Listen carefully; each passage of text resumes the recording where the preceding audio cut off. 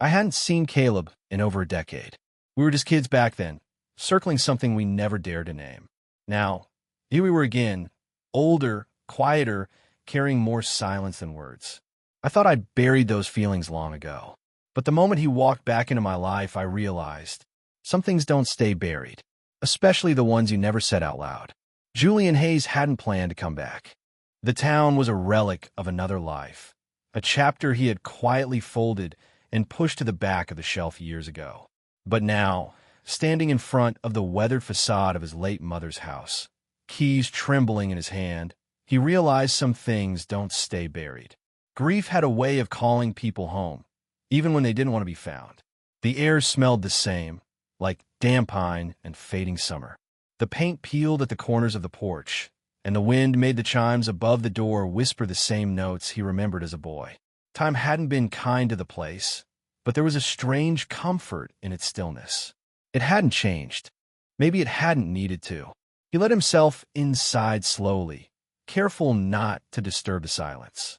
Dust lay in soft layers across the furniture, and the light filtering through the curtains painted everything in muted amber. Julian moved carefully through each room, as though the past might stir if he walked too loudly. He was meant to stay only a week, long enough to sort through what remained: photographs, letters, belongings. But the quiet of the house had a pull. It wrapped around his chest like an invisible thread and made it hard to think clearly. Nights were the worst, when the silence became so loud it echoed. On the third day, he saw him. Caleb Morgan.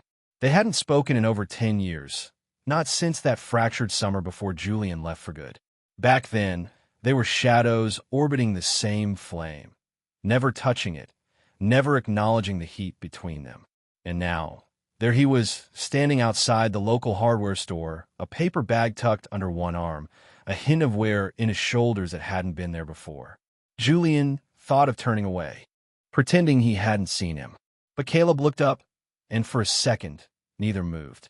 Recognition passed between them like an old song, familiar, bittersweet, unfinished. Later that evening, Julian stood at the window of his mother's kitchen, staring out at the shifting sky.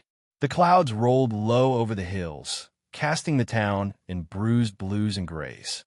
A part of him hoped the encounter would fade into the day, get lost among errands and phone calls.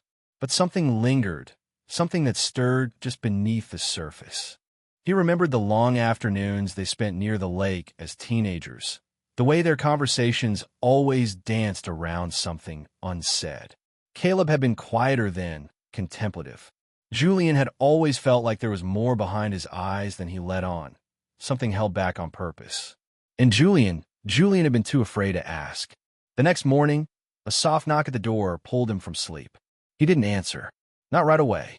But when he finally opened it, no one was there. Only a brown paper bag on the step, fresh bread, a jar of homemade jam, and a folded note he didn't dare open until after the sun had risen. No signature, just 6 words, handwritten in neat, deliberate print. Thought you might need this today. Julian sat at the kitchen table with the note beside his coffee, fingers tracing the edges of the paper again and again. He didn't need to guess who left it. There was something unmistakably personal in the gesture, something that echoed a kind of understanding they'd once shared without ever acknowledging. That evening, he drove through the back roads, the ones he used to take to clear his head. The town looked smaller now, or maybe he had just grown too much to fit back into its rhythm. Still, he found himself near the art gallery, Caleb's place now, according to the faded sign out front.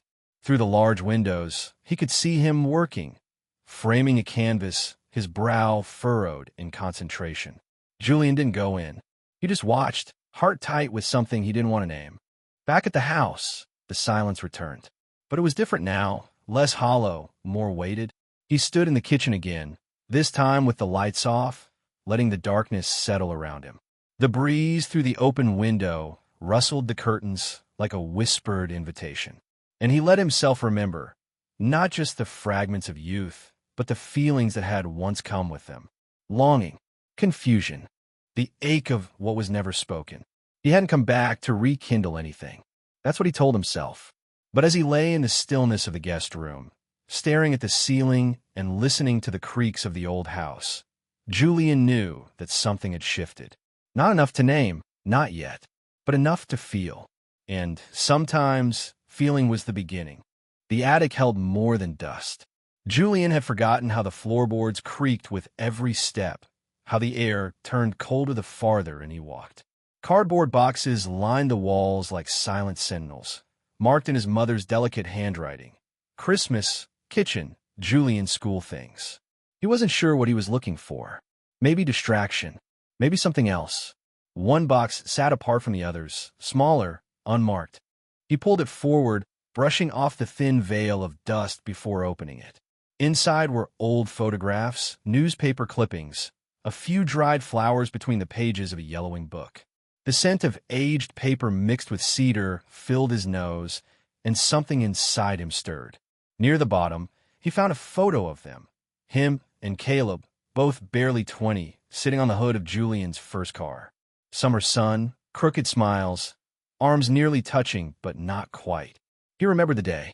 They had skipped a graduation event, driven out to the overlook with music too loud and windows down. It had felt like freedom then, not absence. Now, the gap between their bodies in the photo felt like a wound. Later that afternoon, he walked to the edge of town. The lake shimmered in the distance, still and silver beneath the soft autumn sky. He hadn't come here in years. The bench under the willow tree was still there, though the wood had aged. He sat without thinking, letting the silence wrap around him. His memories came in fragments. Long drives, laughter under the stars, a shared blanket that neither of them questioned. Julian remembered the way Caleb used to glance at him when he thought he wasn't looking. There had been questions in that gaze, or maybe just possibilities.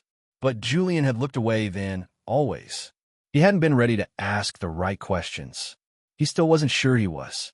Evenings in the house stretched into long hours. The radio played softly some nights, filling the corners with old jazz, tunes his mother used to love. He cooked meals he didn't finish. He left books open without reading. He slept little, and when he did sleep, he dreamed of voices that echoed like whispers in rooms filled with things unsaid. He didn't expect to see Caleb again so soon. It was early evening when the doorbell rang. The sun was dipping below the horizon, casting golden light through the windows. Julian opened the door to find him standing there, not with groceries or gifts, but simply with his hands in his pockets and a hesitant look in his eyes. They didn't say much.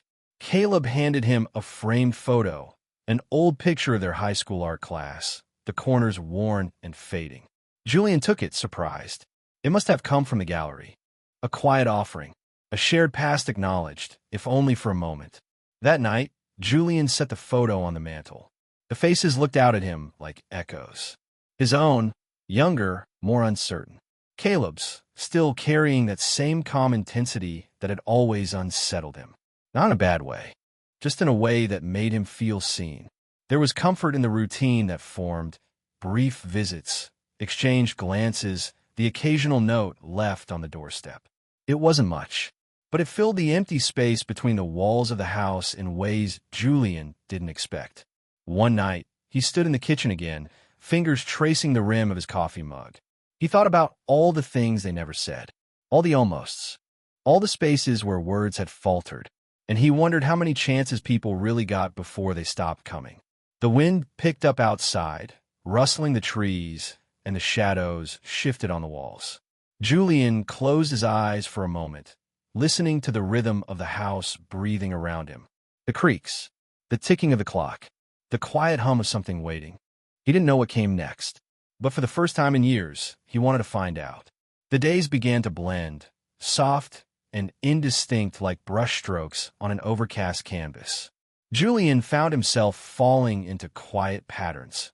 Morning walks through the misty neighborhood, afternoons spent restoring dusty corners of the old house, and evenings that drifted into stillness.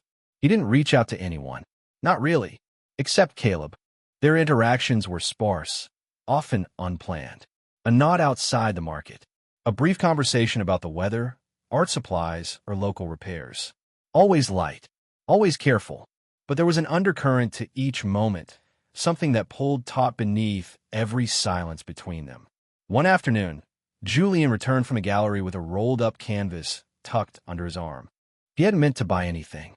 He'd only gone in to browse, to feel the quiet of the space, and maybe catch a glimpse of Caleb in his element. The painting wasn't signed, but he knew it was his. Earth tones layered in deliberate abstraction, a composition of tension and release. Julian didn't ask questions. He just paid, brought it home, and hung it in the room that used to be his father's study. That evening, he sat across from the canvas, watching it in the dim light as if it might say something. There was a calm to it, deliberate, almost meditative. But just beneath, Julian sensed unrest, like it was meant to hold something back, or maybe reveal something too slowly. The painting haunted him. He spent hours in front of it over the next few days. Not every moment was conscious. Sometimes he'd pass through the room with a cup of coffee, pause to glance at it, and forget why he'd stopped. It wasn't obsession. Not exactly. It was recognition. Something in it mirrored the way he had been feeling lately, exposed and unfinished. Late one night, rain began to fall. Not the soft kind, but a steady rhythm that pounded against the roof and made the windows tremble. Julian couldn't sleep. He wandered through the dark house, barefoot and restless, and ended up back in the study. The painting looked different in the shadows. Darker, closer. He sat there, listening to the rain and the low creak of the house settling. The room felt heavy, like it was holding its breath. And in that moment, a memory surfaced. A summer night years ago, the heat thick in the air, the faint hum of music from a neighbor's window. He remembered Caleb beside him, both of them staring up at the stars, not saying much. Julian had wanted to reach out, just once, to close the space between them. But he hadn't. Now, sitting in the silence, he wondered how many moments like that they had wasted. How many chances slipped away because neither of them could name what they felt. A knock on the front door startled him. It was nearly midnight. Julian hesitated before opening it. On the porch stood Caleb, drenched from the rain, his expression unreadable. He didn't speak, and Julian didn't invite him in. Not right away. They just stood there, the sound of rain pouring around them, two silhouettes from a half-remembered dream. Finally, Julian stepped aside. Inside, they moved quietly, wordlessly. Caleb removed his jacket, draped it over a chair. The room was filled with the scent of rain and wood and something else, something Julian couldn't name. Caleb noticed the painting immediately, of course. His eyes lingered on it, then shifted back to Julian. There were words waiting. Questions. Confessions. But none of them were spoken. Julian sat down in the chair across from the fireplace, and Caleb mirrored him, the space between them familiar and taut. The rain softened, turning to a distant murmur on the windows. Julian thought about the way their lives had diverged and converged over the years, like two paths that refused to meet until now. He thought about the comfort he found in Caleb's presence, and the way it unsettled him just as much. There had always been something between them, quiet and waiting. The silence grew dense. Julian leaned forward, his hands clasped, the painting behind Caleb a silent witness to all that was unsaid. There was no need to speak. Not yet. They both knew the shape of what they were circling. They both felt it.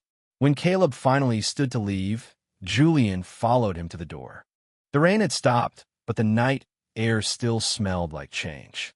Caleb paused, as if wanting to say something, then nodded instead. A quiet acknowledgement. A promise, maybe. Julian watched him walk into the dark, the distance between them physical again, but not as vast as before. Something had shifted. Subtle. Permanent. And in that silence, Julian didn't feel alone. The house had started to feel like a living thing. Not alive in the literal sense, but as if it had begun to reflect Julian's state of mind. Restless, filled with echoes. The old wooden floors groaned more than usual. Light streamed through the windows in ways that seemed intentional. He noticed every creak, every draft, every lingering scent of the past. Julian had taken a waking earlier, sometimes before the sun rose. The kitchen light would be the only illumination in the house, casting long shadows across the tile. He'd sit with a cup of coffee, not drinking it, just holding it, wrestling with thoughts that refused to form into words. Caleb hadn't returned since that night. No texts, no notes, Nothing. The absence didn't feel cold. It wasn't avoidance. It was space, intentional, maybe even necessary. But it didn't make it easier to bear. The painting still hung in the study. Julian avoided it now. Not because he didn't want to see it, but because every time he did, it forced him to confront something he wasn't ready to name. It had become a mirror, not of his life, but of everything he kept folded inside. Memories, impulses, the shape of a longing he'd spent most of his life ignoring. One afternoon, Julian found himself driving again. The roads curled through hills like veins leading back to forgotten places. He passed the edge of the lake, but didn't stop. He wasn't looking for peace anymore. He was looking for clarity, or at least something that felt like it. When he pulled into the gallery's parking lot, the sun was low behind the clouds. The front windows were dark. A closed sign hung on the door, but the lights inside were on, soft and golden. Through the glass, Julian saw Caleb sitting at the far end of the gallery, surrounded by empty frames and half-covered canvases. He was alone, unmoving, his eyes fixed on something Julian couldn't see. Julian didn't knock. He didn't go in. Instead, he sat in his car and watched. Minutes passed, maybe longer. He couldn't tell. The stillness between them, even from that distance, was its own kind of language. It said, "I see you. I'm here." It said more than words ever could. He drove home in the dark. That night, the storm returned, rain that struck the windows like gravel and wind that howled through the eaves. Julian wandered the house barefoot, his fingertips grazing old wallpaper, shelves, door frames. The past clung to everything. Every corner held a version of himself he no longer recognized. He ended up in the guest room, the one Caleb had stayed in once, years ago. The bed was still made. A book still sat on the nightstand. Julian picked it up. The spine was cracked.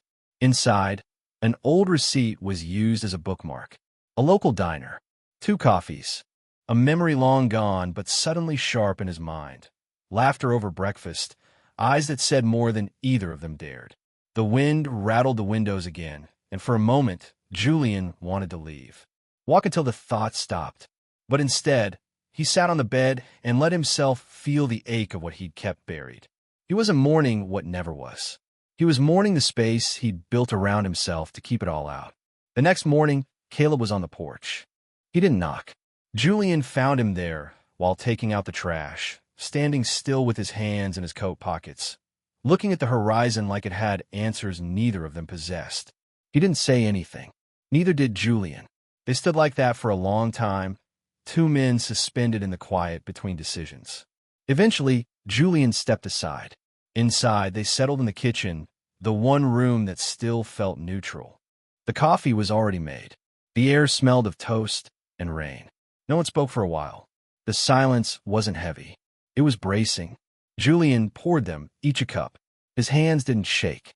He didn't look at Caleb directly, but he could feel his presence, the steadiness, the waiting. Julian didn't know where to begin, so he didn't. He let the quiet speak for him, and in return, it gave him something he hadn't felt in years: permission. Permission to be still, to not have the answers yet, to exist in the in-between. Caleb stayed a while. Not long. Long enough. When he left, the silence remained. But now it felt like a door slightly ajar, not a wall. And Julian knew, with an unfamiliar kind of certainty, that something had begun to crack, not just between them, but within himself. And that maybe, just maybe, he was ready to let the light in. The days grew shorter. Light faded earlier, and the cold crept into the walls like memory. Julian moved through the house with practiced ease, but something had shifted. He no longer avoided certain rooms, no longer paused at thresholds. The quiet no longer pressed down on him like it once had. It was still there, of course, but softer, changed. The painting in the study remained. He didn't glance away from it now. He'd grown used to its presence, the way it seemed to breathe with him. Sometimes he'd catch himself studying it in the middle of the day, coffee cooling in his hand, the light catching new layers in the brushwork. It had become less of a question and more of a companion. Julian began to fix the little things in the house, not just for utility, but for permanence. Squeaky hinges, fading curtains, the small crack above the fireplace. He worked with patience methodically, as though claiming space again after years of absence, as though preparing for something or someone. It had been days since he'd seen Caleb. Not long enough to feel like distance, but long enough for awareness to settle in. There was no tension in the waiting, no urgency, just a quiet expectancy that echoed in the stillness of the house. Then, one evening, the door creaked open. Not abruptly, not dramatically, just enough to let in a whisper of cold air and the scent of pine from outside. Caleb stood there with a calm expression, as if the pause between their visits had been no pause at all. Julian didn't speak. He didn't need to. He stepped back, letting the moment guide them. They settled in the living room this time. No coffee, no small talk, just the space between them, defined by silence and years of things unsaid. Caleb sat across from him, not rigid but composed. His eyes, always steady, held something softer now. Not vulnerability, something quieter. Trust, maybe, or the willingness to be seen. Julian leaned back, letting his gaze settle on the ceiling for a moment before returning to Caleb. There was no need to unpack everything that had happened. Not that night. Maybe not ever. The shape of it all was already clear between them, built slowly, moment by moment, like a sculpture formed not from stone, but from restraint. Outside, the wind stirred the trees. Inside, time moved differently. Julian thought of the lake, of old photo frames, of youthful summers, and all the spaces they had once carefully avoided. And he realized now, they hadn't been avoiding each other. They'd been waiting. For clarity. For timing. For themselves. There was no confession, no revelation. Just presence. Two men sitting in a room that had once been full of shadows, now filled with something else entirely.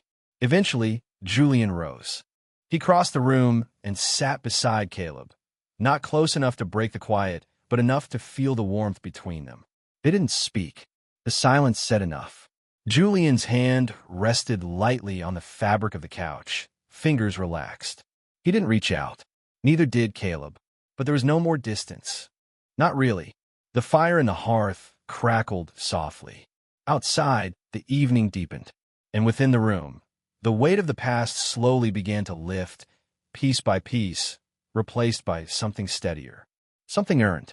When Caleb finally stood to leave, Julian walked him to the door. Their eyes met, not searching, not uncertain, just open, grounded. No words were exchanged. They didn't need them. After the door closed and the night reclaimed the porch, Julian returned to the living room. He sat in the same spot, listening to the fading sound of footsteps and the wind through the trees. The silence that settled over the house didn't feel like absence anymore. It felt like possibility.